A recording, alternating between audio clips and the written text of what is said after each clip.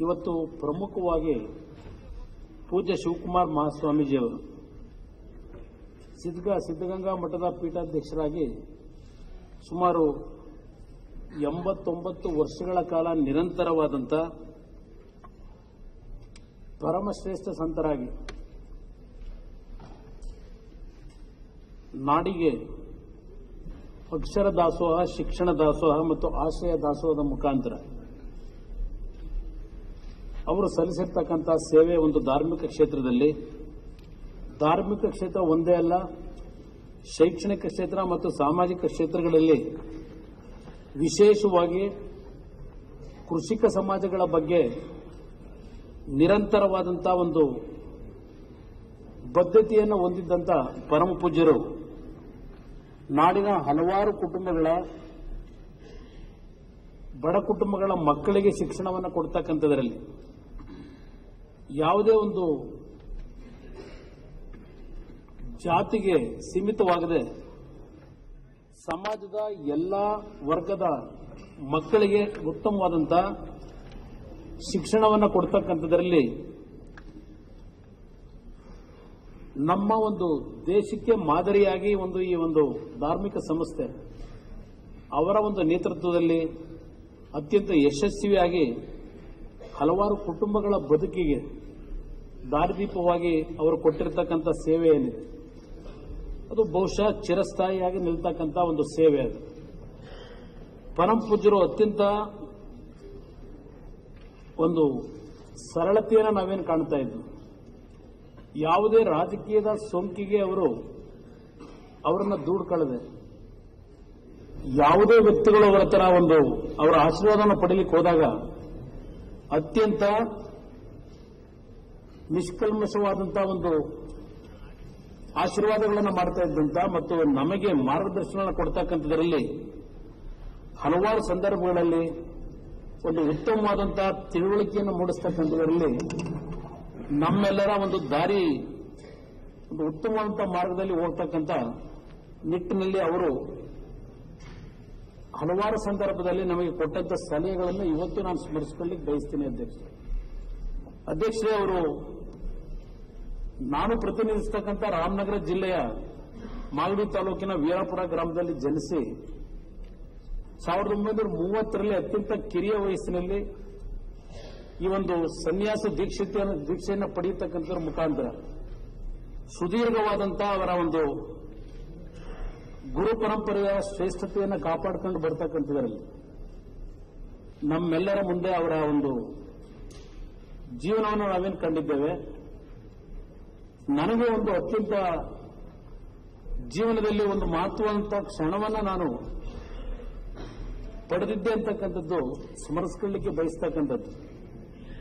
2006ರಲ್ಲಿ ನಾನು ಮುಖ್ಯಮಂತ್ರಿ ಇದ್ದಾಗ ಪರಮ ಪೂಜ್ಯರಿಗೆ ಅವತ್ತಿನ ಸರ್ಕಾರದಲ್ಲಿ ಕರ್ನಾಟಕ ರತ್ನ ಪ್ರಶಸ್ತಿಯನ್ನು ಕೊಡ್ತಕ್ಕಂಥ, ಗುರುತಿಸ್ತಕ್ಕಂಥ, ಗೌರವಿಸ್ತಕ್ಕಂಥ ಒಂದು ಸಣ್ಣ ಅವಕಾಶ ನನ್ನ ಪಾಲಿಗೆ ಬಂದಂಥದ್ದು ಯಾವುದೋ ಒಂದು ಪೂರ್ವಜನ್ಮದ ಪುಣ್ಯ ಅಂತಕ್ಕಂಥದ್ದು ನನ್ನ ಭಾವನೆ. ಅಧ್ಯಕ್ಷ, ಇವತ್ತು ಅವರು ಈ ಸಮಾಜಕ್ಕೆ ಕೊಟ್ಟಂತ ಕೊಡುಗೆ ಏನಿದೆ, ಇವತ್ತು ನಾವೆಲ್ಲರೂ ಸ್ಮರಿಸಿಕೊಳ್ಳಲೇಬೇಕಾದಂತ ಅವರ ಒಂದು ಸಮಾಜದ ಕೊಡುಗೆ ಏನಿದೆ, ಬಹುಶಃ ಅವರ ಒಂದು ಶಿವೈಕ್ಯರಾದಾಗ ಎಲ್ಲಾ ಪಕ್ಷದ ಮುಖಂಡರುಗಳು ಅವರ ಒಂದು ಅಂತಿಮವಾದಂತಹ ದರ್ಶನವನ್ನು ಪಡಿಬೇಕಾದ್ರೆ ಯಾವುದೇ ರೀತಿಯ ರಾಗ ದ್ವೇಷಗಳಿಲ್ಲದೆ ಅವರ ಸಮ್ಮುಖದಲ್ಲಿ ನಾವೆಲ್ಲರೂ ನಡ್ಕೊಂಡಂತ ಒಂದು ರೀತಿಗಳಿರಬಹುದು. ಬಹುಶಃ ಅವರ ಅಂತಿಮ ದರ್ಶನಕ್ಕೆ ಬಂದಂತ ಅವರ ಭಕ್ತ ಜನಸಾಗರ ಅದೊಂದು ದಾಖಲೆ ಅಂತಕ್ಕಂಥದ್ದನ್ನು ನಾನು ಹೇಳಲಿಕ್ಕೆ ಬಯಸ್ತೇನೆ. ಅಧ್ಯಕ್ಷರೇ, ಇವತ್ತು ಈ ಸಮಾಜಕ್ಕೆ ಅಂತ ದೊಡ್ಡ ಮಟ್ಟದ ಕೊಡುಗೆಯನ್ನು ಕೊಟ್ಟಿರ್ತಕ್ಕಂಥ ಧಾರ್ಮಿಕ ಕ್ಷೇತ್ರ, ಶೈಕ್ಷಣಿಕ ಕ್ಷೇತ್ರ, ಸಾಮಾಜಿಕ ಕ್ಷೇತ್ರದಲ್ಲಿ ಅವರು ಕೊಟ್ಟಂತ ಕೊಡುಗೆಯನ್ನು ನಾನು ಈ ಸಂದರ್ಭದಲ್ಲಿ ಸ್ಮರಿಸಿಕೊಳ್ತಾ. ಅಧ್ಯಕ್ಷರೇ, ಜಾರ್ಜ್ ಫರ್ನಾಂಡಿಸ್ ಅವರು ಬಹುಶಃ ರಾಜಕಾರಣದಲ್ಲಿ ಅತ್ಯಂತ ಆ ರೀತಿಯ ಒಂದು ಜೀವನ ಶೈಲಿಗಳಿರಬಹುದು, ಹೋರಾಟದ ಒಂದು ಆ ಕಿಚ್ಚು ಅಂತಕ್ಕಂಥದ್ದೇನಿದೆ ಬಹಳ ಕಡಿಮೆ. ಅಧ್ಯಕ್ಷರೇ, ನಾವು ರಾಜಕಾರಣಿಗಳಲ್ಲಿ ಕಾಣತಕ್ಕಂಥದ್ದು ಒಂದು ಬಡ ಸಣ್ಣ ಕುಟುಂಬದಲ್ಲಿ ಜನಿಸಿದರು. ಅಂತಿಮವಾಗಿ ಅವರು ಮುಂಬೈಗೆ ಅವರ ಒಂದು ವೃತ್ತಿಯನ್ನು ಹರಸಿ ಹೊರಟಂತ ಸಂದರ್ಭದಲ್ಲಿ ಹಲವಾರು ಸಣ್ಣ ಕಾರ್ಮಿಕ ಸಂಘಟನೆಗಳಿಗೆ ಧ್ವನಿಯಾಗಿ ಹೋರಾಟವನ್ನು ಅವರ ಜೀವನದಲ್ಲಿ ಪ್ರಾರಂಭ ಮಾಡಿದಂಥವರು ನಂತರದ ದಿನಗಳಲ್ಲಿ ತುರ್ತು ಪರಿಸ್ಥಿತಿಯ ಒಂದು ಸನ್ನಿವೇಶಗಳಲ್ಲಿ ಅದರ ವಿರುದ್ಧ ಹೋರಾಟ ಮಾಡಿ ಅದೊಂದು ಇತಿಹಾಸ. ಅದು ಆ ಸಂದರ್ಭದಲ್ಲಿ ಅವರ ಒಂದು ಹೋರಾಟದ ಒಂದು ಮನೋಭಾವಗಳು. ಅದರ ನಂತರ ನಿರಂತರವಾಗಿ ರಾಜಕಾರಣದಲ್ಲಿ ಸುಮಾರು 8 ಅವಧಿಗೆ ಲೋಕಸಭೆಗೆ ಪ್ರವೇಶವನ್ನು ಮಾಡಿ ಹಲವಾರು ಇಲಾಖೆಗಳ ಸಚಿವರಾಗಿ ಅತ್ಯಂತ ಉತ್ತಮವಾದ ಸೇವೆಯನ್ನು ಸಲ್ಲಿಸತಕ್ಕಂಥದ್ರಲ್ಲಿ ತಾವೇನು ಈ ಒಂದು ಅವರ ಒಂದು ವಿಷಯದ ಬಗ್ಗೆ ಚರ್ಚೆ ಮಾಡಬೇಕಾದರೆ ಈ ಸಂತಾಪ ಸೂಚನೆಯಲ್ಲಿ ಕೊಂಕಣ ರೈಲ್ವೆ ಬಗ್ಗೆ ತಾವೇನು ಹೇಳಿದ್ದೀರಿ, ಬಹುಶಃ ಅದು ಈ ನಾಡಿಗೆ ಕೊಟ್ಟಂತ ಒಂದು ದೊಡ್ಡ ಕೊಡುಗೆ ಅಂತಕ್ಕಂಥದ್ದನ್ನು ಹೇಳಲಿಕ್ಕೆ ಬಯಸ್ತೀನಿ ಅಧ್ಯಕ್ಷರೇ.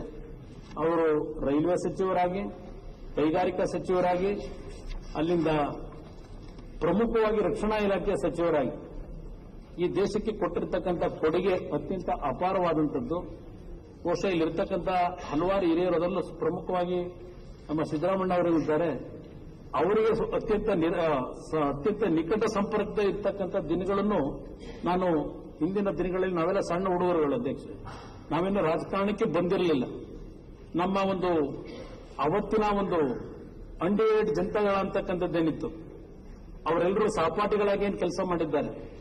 ಅವತ್ತಿನ ದಿನಗಳಲ್ಲಿ ಅವರ ಒಂದು ಮಾರ್ಗದರ್ಶನದಲ್ಲಿ ಬಹುಶಃ ಇಲ್ಲಿರ್ತಕ್ಕಂಥ ಕೆಲವು ಹಿರಿಯ ಸ್ನೇಹಿತರುಗಳು ಅವರ ಸಹಪಾಠಿಗಳಾಗಿ ಕೆಲಸವನ್ನು ನಿರ್ವಹಣೆ ಮಾಡಿದಂಥದ್ದೇನಿದೆ, ಬಹುಶಃ ತಮಗೂ ನಿಕಟ ಸಂಪರ್ಕದಲ್ಲಿ ಇದ್ದಂತಹ ವ್ಯಕ್ತಿನೇ ಅವರು ಅಂತಕ್ಕಂಥದ್ದು ನಾನು ಸ್ಮರಿಸಿಕೊಳ್ಳಿಕ್ಕೆ ಬಯಸ್ತೇನೆ ಅಧ್ಯಕ್ಷರೇ.